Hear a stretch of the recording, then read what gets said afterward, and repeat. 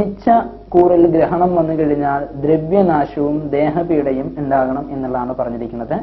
രണ്ടാമത്തെ കൂറുകാർക്കും ദോഷപ്രദം തന്നെയാണ്.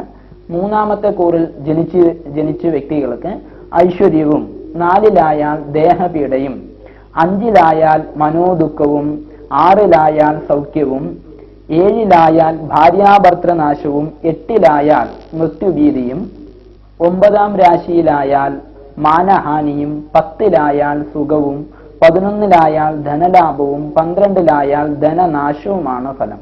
ജന്മാനുജന്മ നക്ഷത്രങ്ങളിൽ ഗ്രഹണം വന്നു കഴിഞ്ഞാൽ വ്യാധിയും മരണദുഃഖവും ആണ് ഫലം. മേൽപ്പറഞ്ഞ ദോഷനിവൃത്തിക്കായി യഥാവിധി പ്രതിവിധികൾ നടത്തേണ്ടതാണ്.